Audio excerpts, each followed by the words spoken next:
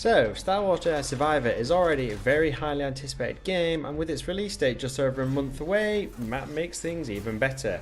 But EA and Respawn have just released a brand new story trailer which gets me even more excited for the game, if that were even possible. So, even though this brand new trailer was fairly short, it was jam-packed full of brand new information and it gives us exciting new teasers about the plot, new looks at gameplay, some characters, new worlds to visit, new abilities and more.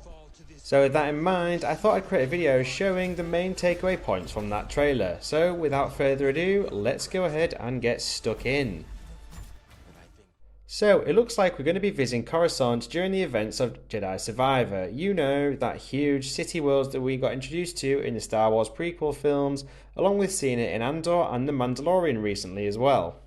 And during the timeline of Jedi Survivor, Coruscant is effectively the capital of the Empire, so it's not exactly a safe place for Cal as a Jedi to be wandering around, and why he's there is anybody's guess at this point, but it must be important because it's where the Emperor hangs out when he's not on board the Death Star doing evil Emperor Palpatine things.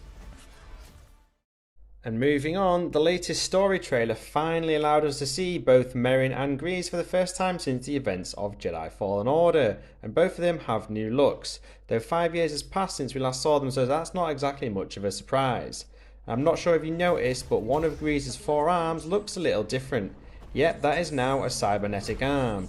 And if you're not sure what happened there, you can read up on what happened between the events of Jedi Fallen Order and Jedi Survivor in Star Wars Jedi Battle Scars to catch you up. I know I'll certainly be doing that, but the crux of it is Grease didn't escape the events of Jedi Fallen Order completely unscathed. But we do get to see a warm embrace between him and Cal, which is nice to see, so it seems like they obviously haven't seen each other for some time during this cutscene.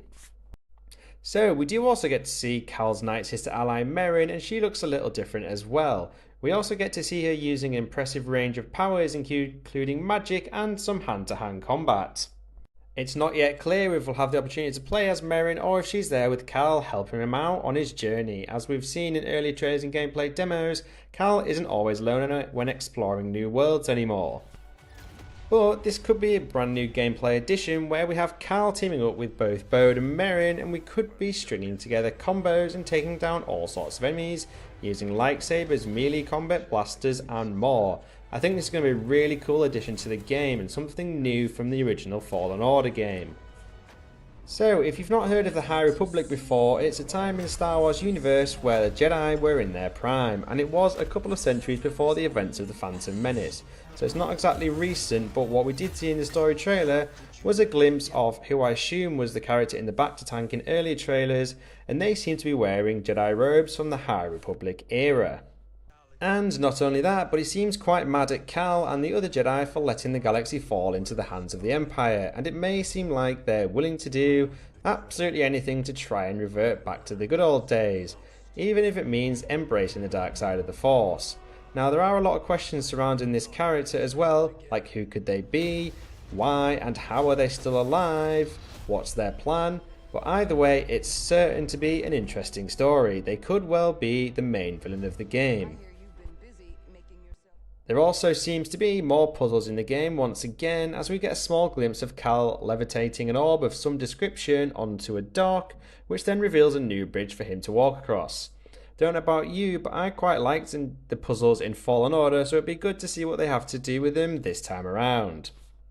So, judging by some of the lines in the trailer, it sounds like Cal and his friends may be trying to get away from the Empire completely so they can build and get ready for what comes next. In the trailer, Cal says, "Hope might feel beyond our grasp, but I think we finally found somewhere the Empire can't reach us. Imagine, no more looking over your shoulder." And this may be the main aim of the story, getting to wherever Cal is talking about, but I'm almost certain there's going to be a lot of trouble along the way, even if they do get there at all. And that, folks, is everything new that was recently revealed in the latest Star Wars Jedi Survivor story trailer. The game is only just over a month away now, and are you guys excited as I am to play it? Let me know in the comments.